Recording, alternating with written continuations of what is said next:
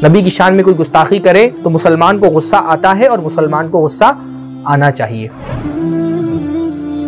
एक तबका हमको बार बार बहुत ऊंच नीच समझा करके ये कोशिश करता है कि नहीं, गुस्सा नहीं आना चाहिए, तो गुस्सा तो आना चाहिए। ये उम्मत जो किसी चीज पर नहीं जमा है, ये उम्मत कुरान में नहीं जमा, ये उम्मत तौहीद पे नहीं जमा, लेकिन ये उम्मत अल्लाह के नबी सल्लल्लाहु अलैहि वसल्लम की इज्जत पर जमा हो जाती है। अल्हम्दुलिल्लाह। दुनिया इसको नहीं समझ रही, उनका प्रॉब्लम है भाई। दुनिया नहीं जानती उम्मती का नबी के साथ क्या रिश्ता होता है, तो वो नहीं समझ पा रही है। हमारे जज्बात का लिहाज किए बगैर अगर कोई सोचता है दुनिया में अमन भी रहेगा तो ऐसा नहीं होता। फेमिनिज्म के जो उसूल है खवातीन के बारे में, उसके खिलाफ आप बोल देंगे, आपको फौरन एंटी फेमिनिस्ट कहा जाएगा।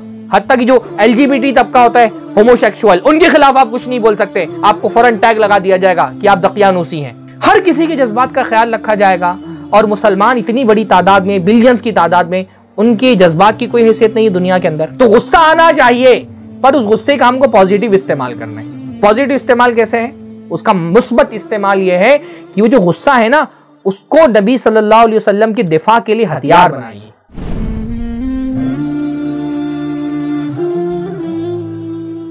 अल्हम्दुलिल्लाहि रब्बिल आलमीन वस्सलातु वस्सलामु अला अशरफिल अंबिया व सय्यदिल मुरसलीन नबीना मुहम्मद व अला आलिहि व सहबिहि अजमाइन व मन तबिअहुम बिइहसान इला यौमिद्दीन।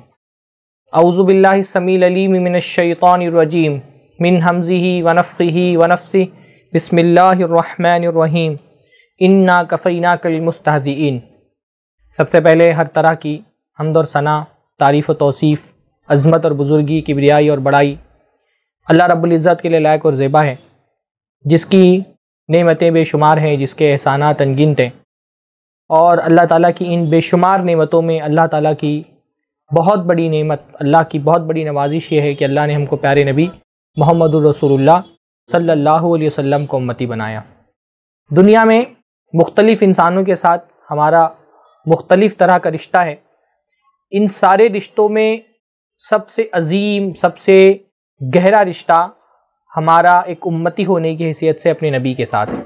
इंसानों के साथ जो ताल्लुकात होते हैं वो एक लेवल के नहीं होते ना। बाप से एक ताल्लुक़ होता है, फिर माँ से एक ताल्लुक़ होता है, भाइयों से ताल्लुक़ होता है, रिश्तेदारों से ताल्लुक़ होता है, मोहल्ले के लोगों से ताल्लुक़ होता है, ख़ानदान से ताल्लुक़ होता है। मुख्तलिफ़ तरह के हमारे ताल्लुकात होते हैं, पर इन ताल्लुकात के लेवल होते हैं। हर ताल्लुक़ एक दर्जे का नहीं होता। तो दुनिया में मुख्तलिफ़ इंसानों से हमारे मुख्तलिफ़ तरह के ताल्लुकात हैं। इन सारे ताल्लुकात में सबसे गहरा ताल्लुक़, सबसे करीबी रिश्ता, सबसे ज़्यादा मोहब्बत का रिश्ता कौन सा रिश्ता है? एक उम्मती होने की हैसियत से हमारा अल्लाह के नबी सल्लल्लाहु अलैहि वसल्लम के साथ रिश्ता है ना। दुनिया के हर रिश्ते पर ये रिश्ता गालिब है ना। दुनिया के हर रिश्ते पर ये रिश्ता गालिब है। साहबे कराम कभी कभी अल्लाह के नबी सल्लल्लाहु अलैहि वसल्लम से अपनी मोहब्बत का इजहार करने के लिए एक बात कहते थे, फ़िदा का अबी व उम्मी या रसूल अल्लाह, अय अल्लाह के रसूल, मेरे माँ बाप भी आप पर फ़िदा, आप पर कुर्बान। ये महज एक जज्बात में कहा गया जुमला नहीं है, बल्कि मुसलमान का अकीदा है अल्लाह के नबी से, क्योंकि हमारा ताल्लुक महज अकीदत का नहीं, अकीदे का भी है। तो अल्लाह के नबी सल्लल्लाहु अलैहि वसल्लम के बारे में जो सहाबा कहते थे फ़िदा का अबी व उम्मी, ये महज कोई एक जज्बात में कहा गया कोई मुबालगा आमेज जुमला नहीं होता था, बल्कि ये एक सच्ची मोहब्बत का इजहार होता था, जो कि हमारे अकीदे का हिस्सा है कि अगर ज़िंदगी में कभी मौका पड़ा तो अपने माँ बाप, अपने बच्चे, अपना माल, अपनी औलाद, अपनी ज़िंदगी की हर चीज़ हम अल्लाह के नबी मोहम्मद रसूलुल्लाह सल्लल्लाहु अलैहि वसल्लम पर कुर्बान करने के लिए तैयार हैं। दुनिया के हर शय से ज़्यादा हमारी मोहब्बत अल्लाह के नबी सल्लल्लाहु अलैहि वसल्लम से होनी चाहिए। अपनी ज़ात से भी ज़्यादा हमको अल्लाह के नबी मोहम्मद रसूलुल्लाह सल्लल्लाहु अलैहि वसल्लम से मोहब्बत है। ये एक उम्मती का अपने नबी के साथ रिश्ता है। दुनिया इस रिश्ते को नहीं समझती, दुनिया इस ताल्लुक़ को नहीं समझती। वो लोग जिन्होंने अपने अंबिया की नाकदरी की, अपने अंबिया को भुला दिया, अपने नबियों को झुटलाया, वो क्योंकि इस रिश्ते से वाकिफ़ नहीं कि उम्मती का अपने नबी से जो रिश्ता होता है उससे वाकिफ़ ही नहीं। और एक उम्मती अपने नबी के एहसान को जो एक्नॉलेज करता है, समझता है, वो दुनिया नहीं जानती, क्योंकि दुनिया नबियों की तरफ से दी गई हिदायत भूल चुकी है। उन्होंने नबियों से हिदायत कबूल नहीं की, तो उनको नहीं पता कि एक उम्मती जो है वो अपने नबी को अपना कितना बड़ा मोहसिन समझता है ना। कायनात में जितना बड़ा एहसान अल्लाह के नबी सल्लल्लाहु अलैहि वसल्लम का हमारे ऊपर है, और किसी का तो नहीं है ना। किसी का, कोई दुनिया में कोई इंसान ऐसा नहीं जिसने इतना बड़ा एहसान हम पर किया जितना एहसान हमारे नबी मोहम्मद रसूलुल्लाह सल्लल्लाहु अलैहि वसल्लम ने हम पर किया। और वो एहसान क्या है? वो एहसान है कि अल्लाह के नबी सल्लल्लाहु अलैहि वसल्लम ने हमको अपने रब का पता बताया है, हमको बताया है कि ये सारी कायनात किसने बनाई, हमको किसने पैदा किया, सारी नेमतें कहाँ से नाजिल हुई हैं, कौन देता है, मुश्किलों में किसको पुकारना है, तकलीफ में किसके सामने झोली फैलानी है, किससे हाथ उठा के दुआएं करनी है। दुनिया को नहीं पता, हमको अल्हम्दुलिल्लाह पता है ना। हमको पता है कि मुसीबत में हाथ उठा करके किससे मांगना है, ये दुनिया को नहीं पता, ये हमको पता। और किसने बताया? ये अल्लाह के नबी मोहम्मदुर रसूलुल्लाह सल्लल्लाहु अलैहि वसल्लम ने। इसलिए कभी जब दरूद पढ़े ना, तो एक तो भाई मैं दुआओं में अक्सर ये बात कहता हूँ कि एक तो होता है भाई ज़बान से आप कोई दुआ पढ़ लें, कोई दुआ, दरूद भी एक तरह की दुआ है ना। सल्लल्लाहु अलैहि वसल्लम मतलब क्या होता है? अल्लाह ताला की रहमतें अल्लाह के नबी सल्लल्लाहु अलैहि वसल्लम पर नाज़िल हो, सलामती अल्लाह ताला फरमाए। तो एक होता है दुआ ज़बान से पढ़ लेना, और एक होता है कि जब आप दुआ पढ़े ना, तो ये दुआ आपकी दिल की गहराई से निकलनी चाहिए। तो दरूद भी क्या है? एक तरह की दुआ है। जब ये दुआ ज़बान से निकले ना, तो दिल में ये एहसास होना चाहिए कि ये दुआ जो अल्लाह के नबी सल्लल्लाहु अलैहि वसल्लम को हम दे रहे हैं, ये मोहब्बत से निकलनी चाहिए, ये हमारी अकीदत और हमारे अकीदे के गहराइयों से निकलनी चाहिए कि अल्लाह के नबी ने बहुत बड़ा एहसान किया है हम पर, कि हमको अल्लाह ताला का पता बता दिया है, अल्लाह का तारुफ करा दिया है, हमको बताया है कि अल्लाह की इबादत करनी है और कैसे करनी है, सिखा दिया है हमको। ये अल्लाह के नबी सल्लल्लाहु अलैहि वसल्लम के एहसान के लिए, अल्लाह के नबी सल्लल्लाहु अलैहि वसल्लम के एहसान के बदले में, एहसान तो हम चुका नहीं सकते, पर उसका एक सिला हम इस तरह से देने की कोशिश करते हैं कि अल्लाह के नबी सल्लल्लाहु अलैहि वसल्लम पर दरूद भेजते हैं, दुआएं करते हैं अल्लाह के नबी सल्लल्लाहु अलैहि वसल्लम के लिए। तो अल्लाह के नबी सल्लल्लाहु अलैहि वसल्लम का एहसान बहुत बड़ा है। इस एहसान का एहसास एक उम्मती को होता है, तौहीद को समझने वाले उम्मती को। इसलिए वो अल्लाह के नबी से शदीद मोहब्बत रखता है, और इस मोहब्बत का तकाजा यह है कि अगर अल्लाह के नबी मोहम्मद रसूलुल्लाह सल्लल्लाहु अलैहि वसल्लम की शान में अगर गुस्ताखी हो, तो ये बर्दाश्त नहीं कर पाता। उम्मती को नबी की शान में गुस्ताखी बर्दाश्त नहीं होती, उसको गुस्सा आता है, और गुस्सा आना चाहिए। नबी की शान में कोई गुस्ताखी करे तो मुसलमान को गुस्सा आता है, और मुसलमान को गुस्सा आना चाहिए। देखिए, एक अजीब तरह का जो है वो चलन चल निकला है, पिछले कुछ सालों से ये बात नोटिस हो रही है, हर 6 महीने में, हर साल भर में कहीं कोई एक वाक़या अल्लाह के नबी सल्लल्लाहु अलैहि वसल्लम की शान में गुस्ताखी का होता है ना। कभी कोई कार्टून बना रहा है, कभी कोई फिल्में अल्लाह के नबी सल्लल्लाहु अलैहि वसल्लम पर बना रहा है, कभी कोई किताब लिख रहा है। अभी जल्दी उस मलून ने, क्या नाम है उसका, त्यागी कुछ, हाँ रिजवी त्यागी क्या है, अभी नाम चेंज हो गया ना, उसने अल्लाह के नबी के बारे में किताब लिखी, और इसमें ऐसे गुस्ताखाना बातें अल्लाह के नबी सल्लल्लाहु अलैहि वसल्लम के बारे में कहीं, जो मेरी हिम्मत नहीं है कि मैं उनको आप लोगों के सामने बयान कर सकूं।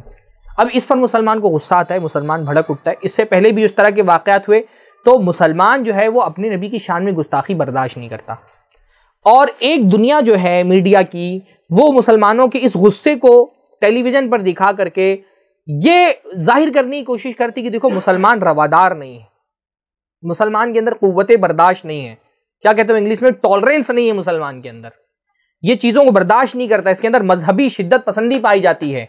हाँ, ये भड़क उठने वाले लोग हैं, ये गुस्सा करने वाले लोग हैं। तो मुसलमानों की छवि को बिगाड़ने और मुसलमान की इमेज खराब करने के लिए इस गुस्से को इस्तेमाल किया जाता है। पहली बात तो मैं ये कहना चाहूँगा कि मुसलमान, ये मेरा उन्वान क्या है, नबी सल्लल्लाहु अलैहि वसल्लम की शान में होने वाली गुस्ताखियाँ हमारी जिम्मेदारी, हमारी क्या जिम्मेदारी बनती है? पहली जिम्मेदारी है कि गुस्सा आना चाहिए। नबी की शान में गुस्ताखी हो और उम्मती को गुस्सा ना आए, तो उसको अपने ईमान की फिक्र करनी चाहिए। हाँ, सहाबे कराम का मामला देखें ना, अल्लाह के नबी सल्लल्लाहु अलैहि वसल्लम की शान में गुस्ताखी होती थी तो सहाबी जो अल्लाह के नबी के हुजूर में खड़े होते थे, उनका हाथ कहाँ जाता था? हाँ, फौरन इस तरफ। अल्लाह के नबी इस बदबख्त ने आपकी शान में गुस्ताखी की, इसको हिम्मत कैसे हुई? अल्लाह के नबी इजाज़त दें, इसका सरकलम कर दें यहीं पर। गुस्सा आना चाहिए, है ना। एक तबका हमको बार बार बहुत ऊंच नीच समझा करके ये कोशिश करता है कि नहीं, गुस्सा नहीं आना चाहिए, तो गुस्सा तो आना चाहिए, और ये गुस्सा आएगा, ये दुनिया को भी हमको बताने की हमको गुस्सा आता है।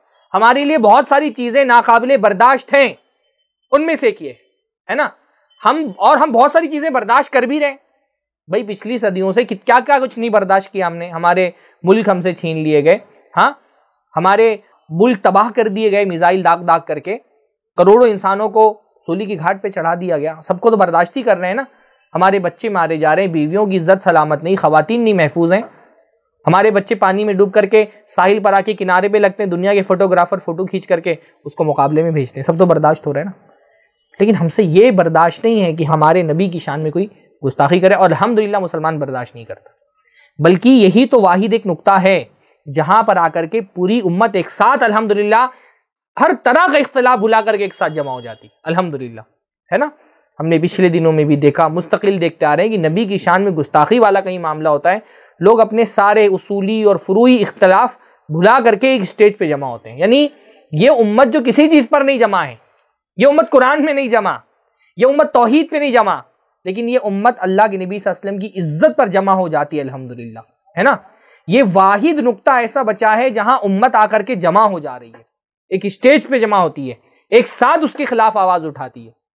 और ये हमारी यूनिटी का एक ही नुक्ता बचा है हमारे पास, वो क्या है? नबी सल्लल्लाहु अलैहि वसल्लम की इज्जत, नबी सल्लल्लाहु अलैहि वसल्लम का दिफा, नबी सल्लल्लाहु अलैहि वसल्लम की हुर्मत, और इसको इंशाअल्लाह ताला हमको हाथ से जाने नहीं देना है। इस गुस्से को बाकी रखना है, इसको अपनी अगली नस्लों तक के मुंतकिल करना है। क्योंकि ऐसा तो नहीं हो सकता ना कि कोई मेरा महबूब हो, उसकी शान में गुस्ताखी और मुझे तकलीफ भी ना हो। तकलीफ ना होना, गुस्सा ना आना, इसका मतलब यह है कि आपने जो एक मोहब्बत होनी चाहिए अल्लाह के नबी सल्लल्लाहु अलैहि वसल्लम के साथ, जो वाबस्तगी होनी चाहिए, जो इज्जत और एहतराम वाला ताल्लुक होना चाहिए, वो ताल्लुक कमजोर हो गया, वो टूट गया। इसलिए गुस्सा नहीं आ रहा नबी की शान में गुस्ताखी होते हुए। भाई मेरे वालिद की शान में गुस्ताखी होगी तो मुझे गुस्सा आएगा ना। तो नबी सल्लल्लाहु अलैहि वसल्लम की शान मेरी नज़र में तो मेरी वालिद की शान से कई गुना बरतर है। नबी की शान में गुस्ताखी और गुस्सा ना आए, ऐसा नहीं होगा। दुनिया इसको नहीं समझ रही, उनका प्रॉब्लम है। भाई दुनिया नहीं जानती उम्मती का नबी के साथ क्या रिश्ता होता है, तो वो नहीं समझ पा रही है, उसको समझाने की जरूरत है। ईसाई दुनिया, उसने अपने नबी से ताल्लुक तोड़ लिया है। हजरत ईसा से एक उम्मती का ताल्लुक ईसाई का नहीं है, है ना। तो हजरत ईसा की शान में 1000 गुस्ताखियां होती हैं, ईसाई ममालिक में होती है, उन ममालिक में होती है जहां ईसाई इख्तिदार में, उनको कोई फर्क नहीं पड़ता। उन्होंने हजरत ईसा से वो हिदायत भी नहीं ली जो लेनी थी। तो जब नबी से उम्मती हिदायत लेना बंद कर देता है तो नबी से उसका ताल्लुक भी टूट जाता है। तो जब नबी से हिदायत नहीं ली तो नबी से मोहब्बत भी नहीं होगी। हमने अपने नबी से क्योंकि हिदायत ली है, उन पर ईमान लेकर के आए हैं, उनके दीन को तस्लीम किया है, तो नबी से एक मोहब्बत का ताल्लुक है। ईसाई दुनिया में वो मोहब्बत का ताल्लुक नहीं है। सबसे ज्यादा एतराज हमारी इस गुस्से पर ईसाई दुनिया की तरफ से ही आता है ना, रद्द अमल ईसाई दुनिया की तरफ से आता है। और आप देखिए जो यूरोपियन ममालिक है और जो ईसाई मजहब को मानने वाले अमेरिका है और दूसरे जो ममालिक हैं, उनके यहाँ पर हजरत ईसा के लिए वो हुर्मत, वो हमीयत, वो शिद्दत जज्बात बाकी नहीं रह गए। हजरत ईसा पर वहाँ पर भी फिल्में बनती हैं, कार्टून बनते हैं, उनको फ़र्क नहीं पड़ता, उनको कोई फ़र्क नहीं पड़ता। हत्ता कि मैंने देखा ना, ये हिंदुस्तान में हमारे तालिब इल्मी के ज़माने में एक फिल्म रिलीज़ हुई थी किसी नावल पर, डा विंची कोड के नाम से, जिसमें हजरत ईसा की किरदार कशी करने की नौज़ुबिल्लाह कोशिश की गई थी। हिंदुस्तान में जब उस फिल्म के रिलीज़ का वक्त आया, अल्हम्दुलिल्लाह मुसलमानों ने आगे बढ़कर के एहतजाज किया, क्योंकि हजरत ईसा हमारे ही है ना, जैसे मोहम्मद सल्लल्लाहु अलैहि वसल्लम हमारे नबी, हजरत ईसा भी हमारे नबी। तो वो फिल्में ईसाई ममालिक में रिलीज हुई, एतराज़ नहीं हुआ। हिंदुस्तान में रिलीज होने लगी तो मुसलमानों ने आगे बढ़कर के एहतजाज किया कि हमको कबूल नहीं हजरत ईसा की शान में कोई गुस्ताखी हो। वो ईसाई दुनिया में वो हजरत ईसा के लिए हमीयत नहीं बाकी रह गई। अभी जल्दी मैंने एक आरजे को सुना, यूट्यूब के कोई बड़े यूट्यूबर थे, उसने एक बड़ी खूबसूरत सी बात कही, था वो ईसाई, पर बात उसने बड़ी पट्टे की बोली। उसने कहा कि अगर मुझे फ्यूचर में किसी मजहब के लिए इन्वेस्ट करना हो तो मैं इस्लाम के लिए इन्वेस्ट करूंगा, फ्यूचर इस्लाम का है। और उसने उसकी जो बहुत बड़ी वजह बताई, उसने बताया कि मुसलमानों ने बहुत सारी चीज़ों में मुसलमान बर्दाश्त नहीं करते, उनके अंदर टॉलरेंस नहीं है, और ये बहुत अच्छी बात है। ये ज़रा सा उसका जो मौक़िफ़ था वो मुख्तलिफ था। हमारे यहाँ जो सेकुलर दुनिया है उसमें मजहब के मामले में बार बार ही कहा जाता है बर्दाश्त करो। उसने कहा मुसलमानों के अंदर ये बड़ी अच्छाई कि हर चीज़ वो बर्दाश्त नहीं करते, कुछ चीज़ों के साथ वो कॉम्प्रोमाइज़ नहीं करते। दुनिया हमसे ही चाहती है ना कि मजहब के हर मामले में हम कॉम्प्रोमाइज़ कर लें, हत्ता कि अपनी नबी की इज्जत के मामले में भी कॉम्प्रोमाइज़ कर लें। हम कॉम्प्रोमाइज़ अल्हम्दुलिल्लाह नहीं करते। तो उसने एक मिसाल दी, उसने ये कहा कि अगर मैं यहाँ पे एक यूरोप के मुल्क में रहता हूँ, यहाँ की सिटीज़नशिप है मेरी, यहाँ पे अक्सरियत जो है वो ईसाई लोगों की है। अगर यहाँ मैं सड़कों पर अपनी टी शर्ट पे लिख लूँ जीसस इज़ गे, नौज़ुबिल्लाह की हज़रत ईसा अलैहिस्सलाम हम जिन्स परस्त थे, होमोसेक्सुअल थे, मैं लिख लूँ टी शर्ट पे और मैं सड़कों पे चलूँ, इतने सारे ईसाई बसते हैं, किसी को उस पर एतराज़ नहीं होगा, किसी को कोई तकलीफ़ नहीं होगी, कोई आकर के मुझे रोकेगा नहीं। और यही बात है। अगर बल्कि बाज़ लोगों ने नौज़ुबिल्लाह ये कहने की कोशिश भी की, हज़रत ईसा अलैहिस्सलाम की तरफ इस इल्ज़ाम को मंसूब करने की कोशिश भी की, कहा मैं ये लिख लूँ टी शर्ट पे और मैं चलूँ तो मुझे कोई डर नहीं है, किसी को खौफ नहीं कि कोई ईसाई उसके जज्बात मजरू होंगे, उसको तकलीफ़ पहुँचेगी, वो मुझ पर हमला कर सकता है, मुझसे बहस कर सकता है, मुझसे लड़ाई कर सकता है, मुझे डर नहीं है। तो बोलता है लेकिन यही काम मैं मोहम्मद के साथ सल्लल्लाहु अलैहि वसल्लम, मोहम्मद के साथ उनके मुसलमानों के किसी मुल्क में नहीं कर सकता कि ऐसी तौहीन आमीज़ कोई बात अपनी टी शर्ट पे लिख करके मुस्लिम मुल्क में मैं निकल जाऊं, ऐसे आदमी के लिए फिर उसकी जान सलामत होना मुश्किल है। हाँ, ये मैं किसी मुस्लिम मुल्क में नहीं कर सकता। ये हमीयत है। वो बड़ी खूबसूरत बात उसने की, उसने कहा if you are tolerant with everything you stand for nothing. अगर हर चीज़ के साथ तुम रवादारी ही दिखाओगे, हर चीज़ तुम्हारे यहाँ कॉम्प्रोमाइज़ ही कर लोगे, तो फिर तुम खड़े किसके लिए हो? है क्या तुम्हारी झोली में? उसूल क्या है तुम्हारा? अकीदा क्या है अगर हर चीज़ के साथ कॉम्प्रोमाइज़ कर लेते हो तो अल्हम्दुलिल्लाह हमको ये बताना है ना कि हमारा दुनिया हमारे जज्बात को समझे। हम दुनिया की 1/4 हैं आबादी में, हम कोई छोटी मोटी तादाद में नहीं है। तो अगर दुनिया में अमन के साथ रहना है दुनिया को, तो अमन की शर्तों में एक शर्त ये होनी चाहिए कि इस दुनिया की इतनी बड़ी आबादी मुसलमानों की है, मुसलमान बहुत सारी चीज़ें बर्दाश्त कर सकते हैं, लेकिन उनके नबी की शान में गुस्ताखी हुई, ये उनके लिए काबिल बर्दाश्त नहीं है। ये रेड लाइन है, इसको क्रॉस नहीं करना है ना। हमारे जज्बात का लिहाज किए बगैर अगर कोई सोचता है दुनिया में अमन भी रहेगा, तो ऐसा नहीं होता भाई। हमारे पीसफुल को एग्जिस्टेंस कहा जाता है ना, पुर अमन बकाए बाहिमी, कि अगर अमन से रहना है, दुनिया एक ग्लोबल विलेज बन गई है, और इस ग्लोबल विलेज में अगर अमन से रहना है तो एक दूसरे के सेंटिमेंटल्स का ख्याल रखना पड़ेगा, एक दूसरे के जज्बात का ख्याल रखना पड़ेगा। तो हमको बताना है कि हमारे जज्बात पर सबसे बड़ा हमला हमारी नबी की इज्जत पे हमला है। ये दुनिया को पैगाम देना पड़ेगा कि हमारे लिए भाई इस दुनिया में जज्बात का ख्याल रखने की बात यहां तक के कि आप अगर कोई आदमी नाटा है तो उसको नाटा नहीं बोल सकते। आपको लोग दुनिया बोलेगी आप बॉडी शैमर हैं। हाँ, काले आदमी को काला नहीं बोल सकते आप, रेसिस्ट बोला जाएगा आपको कि ये भाई रेसिस्ट है। हाँ, काले को काला बोल दिया। आप किसी फेमिनिज्म के जो उसूल है खवातीन के बारे में, उसके खिलाफ आप बोल देंगे, आपको फौरन एंटी फेमिनिस्ट कहा जाएगा। हाँ, कि ये फेमिनिज्म के खिलाफ है। हाँ, एक तबके के जज्बात का ख्याल रखा गया है। हत्ता कि जो LGBT तबका होता है, होमोसेक्सुअल, उनके खिलाफ आप कुछ नहीं बोल सकते, आपको फौरन टैग लगा दिया जाएगा कि आप दकियानूसी हैं। हर किसी के जज्बात का ख्याल रखा जाएगा, और मुसलमान इतनी बड़ी तादाद में, बिलियंस की तादाद में, उनके जज्बात की कोई हैसियत नहीं है दुनिया के अंदर। इसलिए दुनिया अगर उम्मती और नबी का रिश्ता नहीं समझ रही तो हमको बताना पड़ेगा कि उम्मती का जो अपने नबी के साथ रिश्ता होता है वो बहुत यूनिक होता है। तुम उम्मती नहीं हो, तुमको तुम्हारी नज़र में अपनी नबियों की कोई, यानी बात यही कही जाती है ना कि भाई दुनिया में और भी तो पैगंबर हैं, और भी तो मजहबी रहनुमा हैं, उनके साथ भी इस्तेज़ा होता है, उनका भी कार्टून बनाया जाता है, उनकी भी तौहीन होती है। दूसरे मजहब के लोग क्यों नहीं भड़कते, मुसलमान क्यों भड़क जाता है? भाई दूसरे मजहब के लोग अपने मजहबी रहनुमाओं से वो ताल्लुक़ नहीं रखते जज्बात का जो हम रखते हैं। दुनिया में इसकी कोई मिसाल ही नहीं है। एक उम्मती होने की हैसियत से हमारा जो नबी से ताल्लुक़ है, जो सहाबा का था, वो नहीं है हमारे। इसलिए आप देखें कि बेदीन से बेदीन आदमी, शायद वो नमाज ना पढ़ता हो, वो रोज़े ना रखता हो, बदतरीन किस्म का बेदीन आदमी भी नबी की शान में गुस्ताखी अल्हम्दुलिल्लाह बर्दाश्त नहीं करता। शराबी भी हो, जुआरी हो, सिर्फ नाम का उसका ताल्लुक़ हो इस्लाम से, फिर भी वो अल्लाह के नबी की तौहीन बर्दाश्त नहीं करता। उर्दू के एक बहुत बड़े अदीब थे, नाम मुझे नहीं याद आ रहा है, मजाज थे गालिबन या कोई और, अख्तरुल ईमान या मजाज कोई था, यही मुंबई की बात है।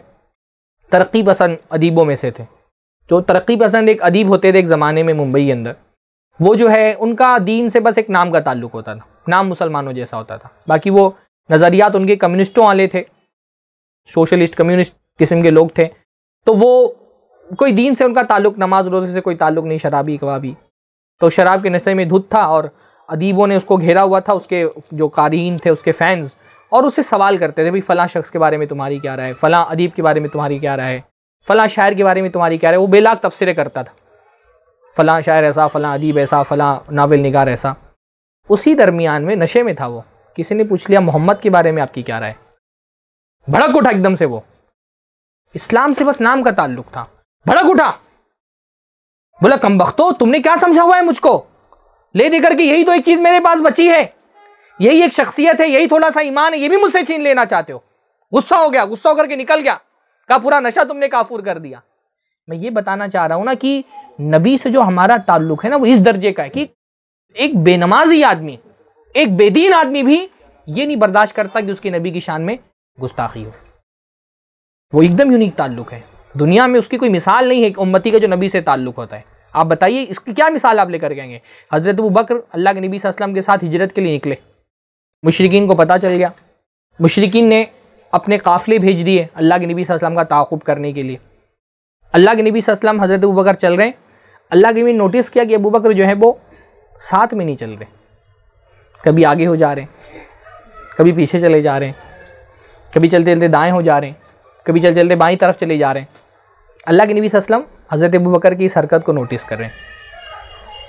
अल्लाह के नबी सल्लल्लाहु अलैहि वसल्लम ने कुछ देर देखा, उसके बाद अल्लाह के नबी पूछा, अबू बकर ये क्या है, साथ क्यों नहीं चल रहे, कभी आगे चले जा रहे हो, कभी पीछे हो जा रहे हो, कभी दाएं चले जा रहे हो, कभी बाएं चले जा रहे हो, साथ में चलो। हज़रत अबू बकर ने कहा, अल्लाह के नबी सल्लल्लाहु अलैहि वसल्लम, हम बड़ी मुश्किल हालात में हम मक्का से निकले, दुश्मन हमारा ताक़ुब कर रहा है। अल्लाह के नबी, जब मुझे खौफ होता है कि आपसे आगे से ना हमला हो जाए तो मैं आगे चले जाता हूँ, कि कोई तीर आए तो पहले मुझे लगे। मुझे खौफ होता है कि कहीं पीछे से हमलावर ना आ जाए तो मैं पीछे चला जाता हूँ, कि कोई हमलावर हो तो पहले मेरा मुकाबला हो। जब मुझे खौफ होता है कि दाईं तरफ से नहीं हमला हो जाए तो मैं दाईं तरफ चले जाता हूँ ताकि यहाँ से आपकी हिफाजत कर सकूँ। बाईं तरफ खौफ होता है तो बाईं तरफ चले जाता हूँ कि अल्लाह के नबी सल्लल्लाहु अलैहि वसल्लम अगर यहाँ से कोई हमला हो तो मैं आपकी हिफाजत के लिए मौजूद रहूँ। तो आप ऐसी मोहब्बत की मिसाल कहाँ लेकर के आएंगे? हाँ, हज़रत खुबैब, शहादत का वक्त आया, मुशरिकों ने पकड़ लिया, शहादत का वक्त आया, सूली पर चढ़ाने जा रहे हैं। कह रहे खुबैब, इतना सिर्फ कह दो कि काश मेरी जगह मोहम्मद होते, मेरी जगह मोहम्मद होते, बच जाओगे, जान बख्श दी जाएगी।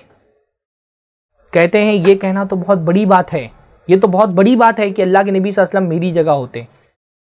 अगर अल्लाह के नबी सल्लल्लाहु अलैहि वसल्लम के पैर में कांटा चुभता और उसके बदले में अपनी जान बचा लूँ तो मुझे ये भी बर्दाश्त नहीं कि मेरी जान बचाने के बदले में नबी सल्लल्लाहु अलैहि वसल्लम के पैर में कांटा भी चुभे। अब ये मोहब्बत नहीं समझ पाती दुनिया ना। दुनिया को इसलिए लगता है कि मुसलमान बहुत गुस्से वाले लोग हैं, क्योंकि उनको ये मोहब्बत हमारी नहीं समझ में आती। तो दुनिया को ये बताना है कि हमारा ताल्लुक अपने नबी से बहुत मुख्तलिफ है, बहुत यूनिक है। आप नहीं जानते उम्मती का नबी से क्या ताल्लुक है, इसलिए आपको लगता है मुसलमान भड़क उठते हैं। आपको लगता है मुसलमानों के अंदर टॉलरेंस नहीं है। क्यों? क्योंकि आप वो ताल्लुक ही नहीं समझते। वो एक औरत है, जंग उहद के मौके पर बाहर निकल करके आ गई है, नबी सल्लल्लाहु अलैहि वसल्लम की शहादत की खबर फैल गई है। कोई काफिला आता है तो पूछते हैं कि अल्लाह के नबी के हालात क्या है, बताओ मुझको। काफिले वाले कहते हैं अम्मा आपके भाई मारे गए। कहा भाई को छोड़ो, अल्लाह के नबी सल्लल्लाहु अलैहि वसल्लम की बात बताओ। कहा वो तो नहीं पता।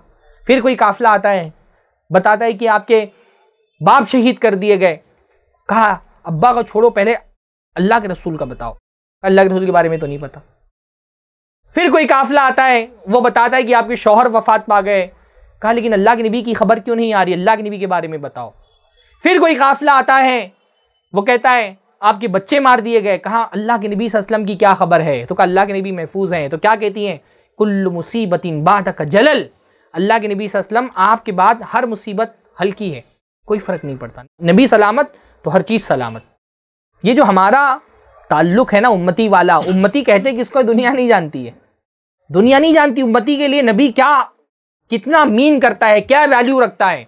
इसलिए वो नहीं समझ पाती कि मुसलमान क्यों भड़क रहे हैं और लोग क्यों नहीं भड़कते। गौतम बुद्धा की शान में भी गुस्ताखी होती है, बुद्धिस्ट क्यों नहीं भड़क रहे। हजरत ईसा की शान में गुस्ताखी होती है, ईसाई क्यों नहीं भड़क उठते। वो ऐसे जज्बात का मुजाहरा क्यों नहीं करते, मुसलमान ही क्यों कर रहा है। क्योंकि मुसलमान का जो रिश्ता अपने नबी से है वो सबसे मुख्तलिफ है। इसलिए सबसे पहली बात क्या है, गुस्सा आना चाहिए। आता है अल्हम्दुलिल्लाह, है ना, अल्हम्दुलिल्लाह आता है, आना चाहिए। ये गुस्सा इसको सलामत रखना है और इसको अपनी अगली नस्लों तक के पहुंचाना है इंशाअल्लाह ताला। अपनी बच्चों की तरबियत इसी गुस्से पे करनी है कि गुस्सा आना चाहिए। ये तो एक की पहली बात, गुस्सा आना चाहिए। अब इस गुस्से का इजहार कैसे करना है भाई? देखिए, गुस्से के इजहार के दो तरीके हो सकते हैं, एक होता है निगेटिव और एक होता है पॉजिटिव। निगेटिव तरीका यह है कि भाई टायर जला लो रोड बंद करके, है ना, झंडे जला लो मुल्कों के। निगेटिव तरीका यह है कि कोई गालियां दे करके नारे लगा लो। ये होता है, ये हमारे यहाँ पर यही हुआ ना। आपने देखा होगा पिछले कुछ सालों में आज़ाद मैदान में इसी तरह के मामलात पेश आए। गालियां दे रहे हैं लोग बेतहाशा, झंडे जला रहे हैं, और क्या वो जूते का हार पहना दे रहे हैं, और क्या पुतले बना करके उस पर चप्पल मार रहे हैं, आग लगा रहे हैं, टायर जला दे रहे हैं, नारे लगा रहे हैं, गालियां दे रहे हैं। इससे तो कुछ हासिल नहीं होने वाला है। ये है गुस्से का निगेटिव इजहार। गुस्से का पॉजिटिव इजहार करना पड़ेगा। पॉजिटिव इजहार क्या है? नबी सल्लल्लाहु अलैहि वसल्लम की शान में गुस्ताखी हुई, गुस्सा आया, तो इस गुस्से को, इसको पॉजिटिव तरीके से इस गुस्से का इस्तेमाल करो। और वो क्या है पॉजिटिव तरीका? नबी की सीरत पढ़ करके गुस्ताखी करने वाले को जवाब देना। अभी ये तो बहुत मुश्किल काम हो गया। हाँ भाई, कहीं पे प्रोग्राम में चला, मैं नहीं कह रहा कि एहतजाजात नहीं होने चाहिए, एहतजाजात एक सेकुलर मुल्क में, डेमोक्रेटिक मुल्क में जितना हम हुकूमत के सामने अपने एहतजाजात के ज़रिए से अपना गुस्से का इजहार कर सकते हो, एक हद में रह करके पुरअमन तरीके से हमको करना चाहिए। लेकिन असल गुस्सा कैसे निकलना चाहिए? भाई नबी की शान में गुस्ताखी हुई, किसी ने अल्लाह के नबी का कार्टून बना करके नबी सल्लल्लाहु अलैहि वसल्लम को दहशतगर्द साबित करने की कोशिश की। आपके पास क्या होना चाहिए? सीरत का इल्म होना चाहिए। सीरत के इल्म की रोशनी में, हाँ, सीरत की किताब पढ़ करके उसको जवाब दें आप कि हमारे नबी अल्हम्दुलिल्लाह दहशतगर्द नहीं थे। अल्लाह के नबी ने ज़िंदगी में जो जंगें लड़ी, उन जंगों के पीछे ये हिकमतें थीं, ये मकासिद थे। इन जंगों से कैसे अमन कायम हुआ, कौन कौन सी इस्लाहात हुई, अब इसके लिए तो पढ़ना पड़ेगा। ये तो मैंने मुश्किल काम बता दिया है ना। 2 घंटे के लिए रैली में जा करके गाली दे करके झंडे जला करके टायर जला करके आ जाना आसान काम था, पर ये तो मुश्किल काम हो गया। अब तो सीरत पढ़नी पड़ेगी, सीरत सीखनी पड़ेगी, उसके पैगाम को आम करना पड़ेगा। लेकिन अगर आप अल्लाह के नबी के सिपाही हैं और अल्लाह के नबी के सिपाही बनना चाहते हैं ना, नबी का सिपाही बनना है ना इंशाअल्लाह। भाई देखिए, एक तो नबी के सिपाही अल्लाह के नबी के सहाबा थे, उन्होंने अल्लाह के नबी का दिफा किया बद्र में, ओहद में, तबूक में, खंदक में, है ना, तलवारें लेकर के, तीर लेके, कमान लेकर के, भाले लेकर के अल्लाह के नबी सल्लल्लाहु अलैहि वसल्लम की हिफाजत की। अब वो तो हम नहीं कर सकते, है ना। जो फिजिकल जंगें हो रही थी अल्लाह के नबी सल्लल्लाहु अलैहि वसल्लम के ज़माने में, अब तो अल्लाह के नबी वफात पा गए, वो दौर ख़त्म हो चुका। अब हम बद्र में, ओहद में, तबूक में और खंदक में, फतेह मक्का में शिरकत नहीं कर सकते। लेकिन एक जंग अभी भी अल्लाह के नबी के खिलाफ हो रही है, इंटेलेक्चुअल जंग, इल्मी जंग। हाँ, किताबें लिखी जा रही हैं अल्लाह के नबी सल्लल्लाहु अलैहि वसल्लम के खिलाफ, फिल्में बनाई जा रही हैं अल्लाह के नबी सल्लल्लाहु अलैहि वसल्लम की शबीह बिगाड़ने के लिए। सीरत की जो रिवायतें हैं या जो कही सुनी बातें हैं, उनको बिगाड़ करके अल्लाह के नबी सल्लल्लाहु अलैहि वसल्लम की शबीह जो है वो बिगाड़ी जा रही है। अब उसमें अगर अल्लाह के नबी सल्लल्लाहु अलैहि वसल्लम के सिपाही आपको बनना है तो इस वक्त उसका हथियार क्या है? इस इल्मी जंग का, फिक्री जंग का हथियार है इल्म, मुताला। आपके पास इल्म होना चाहिए सीरत का, आपके पास मुताला होना चाहिए सीरत का, और इतना इल्म होना चाहिए कि अगर कोई भी गुस्ताखी अल्लाह के नबी की शान में होती है, कोई एतराज़ अल्लाह के नबी की शख्सियत पर होता है जिससे अल्लाह के नबी की इज्जत दागदार हो रही है, आप इल्म के हथियार से उसका जवाब दें। इसके लिए क्या करना पड़ेगा? इसके लिए पढ़ना पड़ेगा, नबी की सीरत पढ़नी पड़ेगी, सीरत के दुरूस में शरीक होना पड़ेगा, सीरत को सीखना पड़ेगा। करेंगे ना इंशाअल्लाह? भाई हम नबी से मोहब्बत का इजहार बहुत करते हैं, लेकिन जहां नबी सल्लल्लाहु अलैहि वसल्लम की मोहब्बत के तकाजे निभाने होते हैं वहां मोहब्बत निकल जाती है हमारी। ठीक है, ये बहुत अच्छी बात है कि मोहब्बत है आपको, लेकिन मोहब्बत कुर्बानियां मांगती है, मोहब्बत वक्त मांगती है। नबी से मोहब्बत है तो नबी सल्लल्लाहु अलैहि वसल्लम के लिए जान देने के लिए तैयार। भाई जान देने से पहले नबी को जानो तो सही, जानने के लिए नहीं तैयार है। कितना जानते हैं आप अल्लाह के नबी को? हाँ, आप सिर्फ एहतिसाब करें। अर्रहीकुल मख्तूम छोटी सी एक सीरत की किताब है, छोटी मैं इसलिए बोल रहा हूँ क्योंकि सीरत का मवाद बहुत बड़ा है, तो जितना बड़ा मवाद है उसके हिसाब से अर्रहीकुल मख्तूम बहुत छोटी सी एक किताब है। हम में से ज़िंदगी में कितने लोगों ने एक मरतबा कम से कम ये किताब पढ़ी हो? मैं नहीं कह रहा कि आप लोग हाथ उठाएं, अपना खुद एहतिसाब करें, कितना आप नबी की सीरत जानते हैं? हाँ, कोई बदबख्त अगर खड़े होकर के कह दे कि तुम्हारे नबी शहवत परस्त थे, उन्होंने इतनी इतनी शादियाँ की थी, क्या आप खड़े होकर के नबी सल्लल्लाहु अलैहि वसल्लम की शादियों की जो वजूहात थी, उसके पीछे जो हिकमतें थी, आप बयान कर सकते हैं? हाँ, नहीं बयान कर सकते। में से बेशतर लोग नहीं बयान कर सकते, गुस्सा हो जाएंगे। पर ये गुस्सा किस काम का है? अगर आप इल्म की रोशनी में, आप फिक्र की रोशनी में ये जवाब नहीं दे सकते तो आपको गुस्सा किस काम का है? तो गुस्सा आना चाहिए, पर उस गुस्से का हमको पॉजिटिव इस्तेमाल करना है। पॉजिटिव इस्तेमाल कैसे है? उसका मुस्बत इस्तेमाल यह है कि वो जो गुस्सा है ना, उसको नबी सल्लल्लाहु अलैहि वसल्लम के दिफा के लिए हथियार बनाइए कि हमको नबी सल्लल्लाहु अलैहि वसल्लम का दिफा करना है। तो पहली चीज़ क्या है? गुस्सा आएगा इंशाअल्लाह, और आना चाहिए। दूसरा क्या है? उस गुस्से का दुरुस्त इस्तेमाल हमको कैसे करना है? नबी सल्लल्लाहु अलैहि वसल्लम की सीरत को पढ़ करके, आपके दफा करके, है ना। ये अल्लाह के नबी का दिफा है, ये अल्लाह के नबी की नुसरत है, ये अल्लाह के नबी की मदद है। और अल्लाह के नबी के हुकूक में से एक हक़ ये भी है, नबी के हम पर बहुत सारे हुकूक हैं, है ना। हमारे ज़िम्मे नबी के बहुत सारे हुकूक हैं, उनमें से एक हक़ ये भी है कि अल्लाह के नबी सल्लल्लाहु अलैहि वसल्लम का दिफा किया जाए, अल्लाह के नबी सल्लल्लाहु अलैहि वसल्लम की इज़्ज़त पर होने वाले हमलों को रोका जाए। तो एक सीरत से दिफा करना है। और तीसरी चीज़ ये मुझको बोलनी है आज के दर्स में कि इस सीरत को फैलाने का काम करना है ना। इतना अल्लाह के नबी की सीरत को फैला दो कि अगर नबी की शान में गुस्ताखी हो, किसी मुसलमान को खड़े होकर के ना बोलना पड़े, काफिर खड़े होकर के खुद अल्लाह के नबी सल्लल्लाहु अलैहि वसल्लम की अजमत शान की गवाही दे, है ना। सीरत का पैगाम आम करना, सीरत को फैलाना, दीन को फैलाने में काम है कि सीरत को भी फैलाया जाए। अल्लाह के नबी सल्लल्लाहु अलैहि वसल्लम की शख्सियत मौजज़ा है। अल्लाह के नबी सल्लल्लाहु अलैहि वसल्लम जिंदा थे तब भी मौजज़ा थे, अल्लाह के नबी की वफ़ात के बाद भी अल्लाह के नबी की ज़िंदगी मौजज़ा है।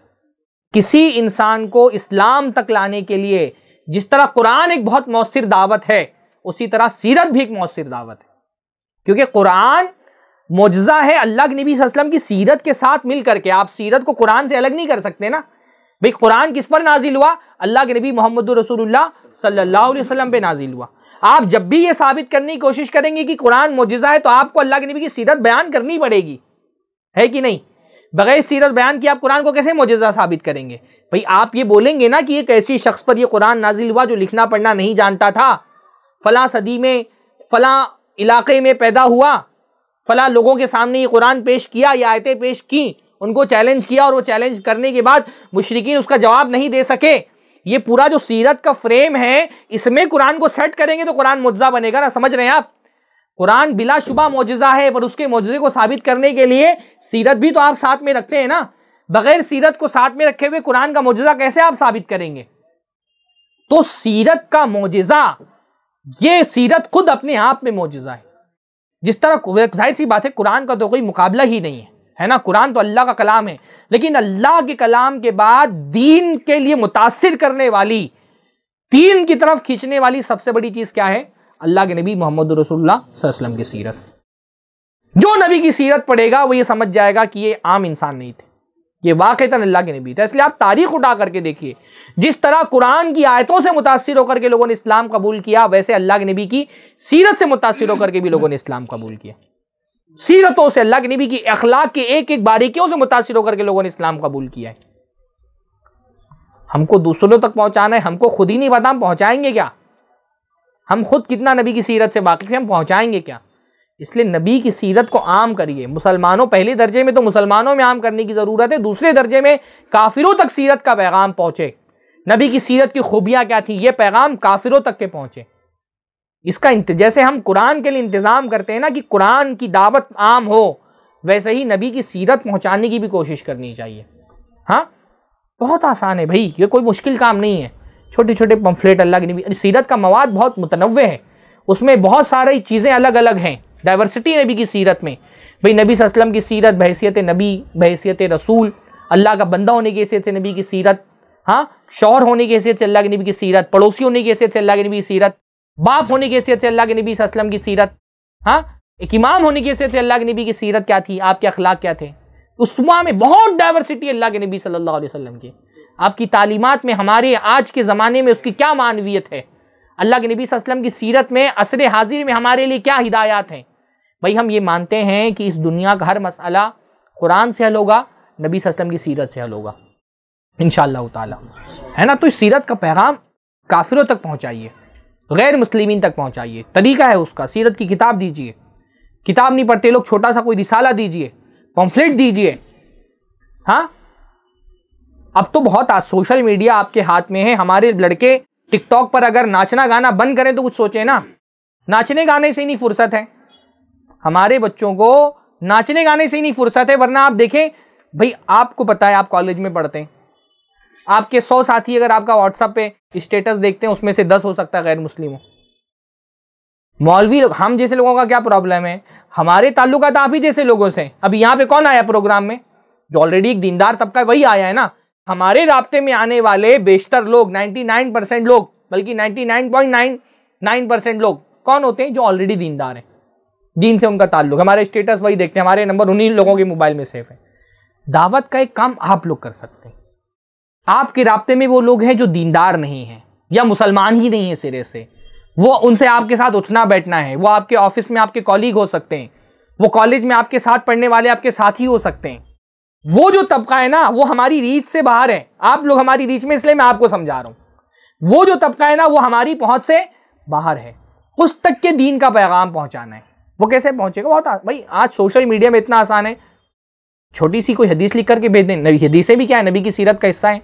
हदीस कोई लिख करके भेज दें, नबी सल्लल्लाहु अलैहि वसल्लम की कोई खसलत भेज दें, कोई कौल भेज दें, ठीक है, आप इतनी भी हिम्मत नहीं कर पाते, स्टेटस पे लगाइए। हम गुनाह के मामले में नहीं शर्माते। कोई एक गुनाहगार दोस्त है ना, वो इस पे अपने दोस्त को नहीं शर्माता कि चलो मेरे साथ थिएटर में फिल्म देखने चलो, वो नहीं शर्माएगा। उसको पता है ये मेरा दोस्त नहीं देखता, उसको साथ में लेके चला जाएगा। लेकिन वो हमको पता है वो नमाज नहीं पढ़ता, तो उसको बोलते हुए शर्माएंगे हम, चलो नमाज पढ़ने के लिए। क्यों? सोचेंगे अरे नमाज नहीं पढ़ता, कैसे मैं बोल दूं। वो आपको थिएटर की तरफ बुलाते हुए नहीं शर्माता, आप उसको नमाज की तरफ बुलाते हुए शर्माते। तो ठीक है, आप शर्मा रहे हैं, आप पर्सनल भी नहीं भेज सकते, आपको लगता है ये दकियानुसी समझेगा मुझको, ताल्लुक खराब हो जाएंगे, स्टेटस पे लगाओ ना। कितने सारे लोग स्टेटस से हम अपने अल्लाह के नबी की सीरत का पैगाम आम कर सकते हैं। भाई वो ईमान नहीं कबूल करेगा, कम से कम नबी के बारे में जो गलतफहमियां हो रही हैं वो तो कम हो जाएंगी उसके दिल से। हाँ, दावत सिर्फ इस चीज का नाम नहीं कि एक आदमी को मुसलमान ही बना दो। इस्लाम की तई जो नफरत है वही खत्म कर दो। अल्लाह के नबी सल्लल्लाहु अलैहि वसल्लम के शबी को बिगाड़ने की जो कोशिशें हो रही हैं, उसमें ही आप कोई कोशिश करें कि वो शबी बिगाड़ने वाले उनका मुकाबला कर सकें, नबी की शबी दुरुस्त हो जाए, इतना तो कर सकते हैं हम। तो पहला गुस्सा आना चाहिए, दूसरा हमको सीरत पढ़नी पड़ेगी, तीसरा हमको सीरत फैलानी पड़ेगी, और चौथी चीज बहुत अहम है लेकिन बहुत मुश्किल है। करेंगे इंशाअल्लाह? हाँ, पहले ही पूछ लेना करेंगे नहीं करेंगे। नबी सल्लल्लाहु अलैहि वसल्लम की शख्सियत की सबसे बड़े नुमाइंदा हम खुद हैं। हमारा अखलाक, हमारा किरदार, ये हम अपने अखलाक और किरदार के ज़रिए से अपने मज़हब को, अपने दीन को, अपने नबी को रिप्रेजेंट करते हैं। हमको इंशाअल्लाह अपने अखलाक ऐसे बनाने, अपना किरदार ऐसा बनाना है कि देखने वाला बोले यार मुसलमान ऐसा है तो इसका नबी कैसा होगा। हाँ, अपने किरदार को संवारिए। सबसे मौसर दावत होती है किरदार की दावत, अखलाक की दावत। मुसलमानों के साथ भी, गैर मुस्लिमों के साथ भी अपने अखलाक इतने अच्छे कर लीजिए कि लोग आपके अखलाक को देख करके आपके नबी से मोहब्बत करने लगे। करेंगे इंशाअल्लाह ताला, है ना? अपना अखलाक, अपना किरदार, अपना इलाका, अपना मोहल्ला ऐसा होना चाहिए कि लोग देख करके हमारे नबी से मोहब्बत करने लगे, क्योंकि हम जो है ना अपने अखलाक और किरदार से अपने नबी को रिप्रेजेंट कर रहे होते हैं। इस वक्त तो सूरत हाल उल्टी है ना?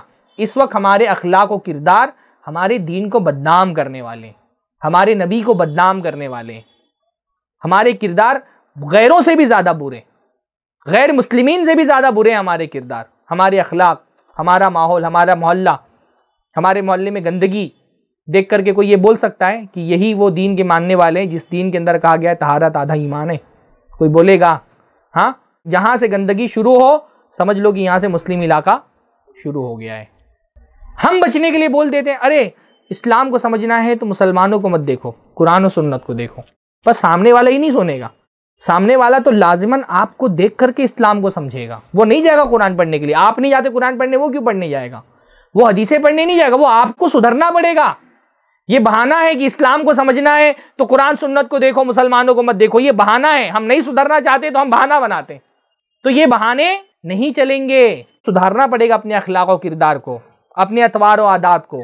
अपने अखलाक इतने प्यारे कर लो, इतनी ईमान। देखिए दुनिया के अंदर बहुत सारे इलाके, हिंदुस्तान में बहुत सारे इलाके मुसलमानों ने अपने अखलाक से फतेह किए। कोई मुसलमान फौज वहां नहीं गई। ये पूरा जो एरिया है इंडोनेशिया मलेशिया का, यहाँ कोई मुसलमान फौज नहीं गई। मुसलमान ताजिर गए, उनके अखलाक और किरदार को देख करके लोग इस्लाम से मुतासिर हुए।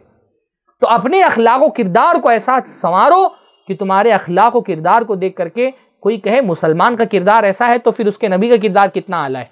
फिर कोई यकीन नहीं करेगा गुस्ताखी करने वाले पर, फिर कोई एतराज़ करने वाले की बातों पर यकीन नहीं करेगा। पर ये तो बड़े मुश्किल काम बता दिए मैंने। हाँ, अब तक तो आसान काम था, रैली में जाना है, 2 घंटा जाना है, झंडे जलाना है, हाँ, गालियाँ देना है, पुतला फूंक देना है, चप्पल के हार पहना देना, ये आसान काम था। हम आसान काम करना चाहते हैं, मुश्किल काम नहीं करना चाहते। पर भाई नबी के लिए, नबी का सिपाही बनना है अगर, तो उसके लिए तो मुश्किल काम करने पड़ेंगे ना। तो इंशाअल्लाह हम करेंगे, है ना। बाकी और चीज़ें हो सकती हैं, जो भी हमारे पास प्लेटफॉर्म हो अपनी बात पहुंचाने का, social media, electronic media, print media, उसका इस्तेमाल करके हम अपना पैगाम लोगों तक के पहुंचाएं। हाँ, सियासी जितनी हम ताकत लगा सकते हैं उतना लगाने की कोशिश करें। जो कानूनी ये बात मतलब ये हो जाता है ना कि गुस्ताखों के खिलाफ एक कैंपेन हम सोशल मीडिया पे लॉन्च कर देते हैं, उसको कानूनी पर्सपेक्टिव से नहीं देखते, कानूनी जो उसके पहलू हो सकते हैं उसको हम नहीं देखते। तो अगर कोई अगर गुस्ताखी हो रही है तो कानूनी सतह पर हमारा हिंदुस्तान मुल्क जो है अल्हम्दुलिल्लाह, यहाँ पे जो मजहबी सेंटिमेंटल्स होते हैं उनको हर्ट करना हमारे मुल्क के अंदर एक जो है वो जुर्म है। तो एक कानूनी सतह पर भी हमको अगर कहीं गुस्ताखी का कोई मामला हो रहा है तो देखना चाहिए कि कानूनी सतह पर हम क्या कर सकते हैं हाँ इस मामले में।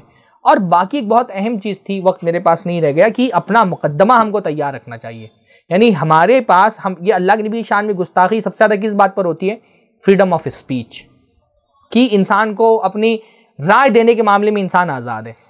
तो इसका भी हमको हमारे पास जवाब होना चाहिए कि भाई यही इंसान आज़ाद है, लेकिन दुनिया में हर आज़ादी के कुछ हुदूद होते हैं, है ना।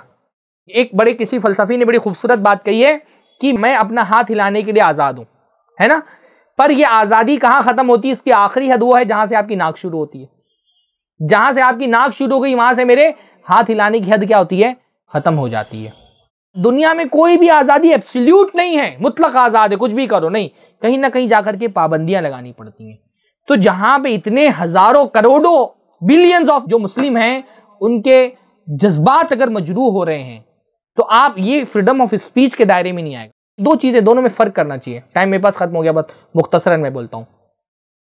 एक है फ्रीडम ऑफ स्पीच और एक है फ्रीडम ऑफ इंसल्ट। हाँ, एक है राय देने की आजादी और एक है बेइज्जती करने की आजादी, किसी की तौहीन करने की आजादी। लोग हमसे राय देने की आजादी के नाम पर हमारे नबी की शान में गुस्ताखी करने की आजादी मांग रहे हैं, तो हम ये तो नहीं कर सकते। हम गुस्ताखी करने की आजादी नहीं देंगे। हाँ, कोई इंटेलेक्चुअल सतह पर इल्मी अंदाज में बगैर गुस्ताखी किए हुए अगर अल्लाह के नबी सल्लल्लाहु अलैहि वसल्लम की बारे में कोई एतराज कर रहा है तो हम इंशाअल्लाह इल्मी अंदाज में जवाब देंगे। अगर कोई इल्मी अंदाज में कोई एकेडमिक लेवल पर कोई नबी सल्लल्लाहु अलैहि वसल्लम के बारे में, नबी की सीरत को बुनियाद बना करके कोई बात ऐसी कह रहा है जो काबिल एतराज है तो हम उसका जवाब देंगे, लेकिन वो एकेडमिक सतह पर, वो इल्मी सतह पर, है ना। लेकिन कोई तौहीन की गुस्ताखी और गुस्ताखी की इजाजत मांग रहा है फ्रीडम ऑफ स्पीच के नाम पे, तो हमारे दीन में ये ऐसा फ्रीडम ऑफ स्पीच नहीं है तौहीन करने का। हमारे दीन में फ्रीडम ऑफ स्पीच वाला है। अल्लाह ने फरमाया सबसे अफजल जिहाद क्या है? जालिम बादशाह के सामने हक बात कहना। इतनी बड़ी, इससे बड़े फ्रीडम ऑफ स्पीच क्या हो सकता है? लेकिन जहां तौहीन की बात आती है वहां तो हमारा दीन अपने वालिद को कहता है उफ नहीं बोल सकते हो अपने वालिदैन को। हाँ, उफ बोलने की भी इजाजत नहीं है, वहां पे फ्रीडम ऑफ स्पीच नहीं मिलती है। बल्कि हमारे दीन में तो अल्लाह ताला तो माबूद बरहक है, मोहम्मद सल्लल्लाहु अलैहि वसल्लम तो रसूल बरहक है। हमारा दीन तो जो बातिल माबूद है उनकी भी तौहीन की इजाजत नहीं देता। अल्लाह के नबी सल्लल्लाहु अलैहि वसल्लम ने मना फरमाया, अल्लाह ताला ने कुरान मजीद में मना फरमाया, गैरुल्लाह को जो माबूद हैं उनको बुरा भला मत कहो, वरना वो अल्लाह ताला को बुरा भला कहने लगेंगे उनके मानने वाले। तो फ्रीडम ऑफ स्पीच का ये मतलब नहीं है कि आपको नबी सल्लल्लाहु अलैहि वसल्लम की शान में गुस्ताखी की इजाज़त दे दी जाए। मेरा इन्हीं बातों पे अपना आज का दर्स ख़त्म करता हूँ। अल्लाह ताला से दुआ है अल्लाह ताला हम सबको दीन का सही फ़हम अता फरमाए। अल्लाह ताला जब तक ज़िंदा रखे, ईमान इस्लाम पर ज़िंदा रखे। जो ज़िम्मेदारियाँ अल्लाह के नबी सल्लल्लाहु अलैहि वसल्लम की तईं अल्लाह ताला ने हमारे कंधों पे डाली हैं उनको अदा करने की तौफीक नसीब फरमाए। नबी सल्लल्लाहु अलैहि वसल्लम की नुसरत, नबी सल्लल्लाहु अलैहि वसल्लम की मदद का जो हक़ है उस हक़ को अदा करने की और उसके तकाज़ों को पूरा करने की अल्लाह ताला हमको तौफीक दे। वक़ुलु क़ौली हाज़ा व अस्तग़फ़िरुल्लाह ली व लकुम व लिसाइरिल मुस्लिमीन वस्तग़फ़िरूहु इन्नहु गफ़ूरुर रहीम व आख़िरु दावाना अनिल हम्दुलिल्लाहि रब्बिल आलमीन।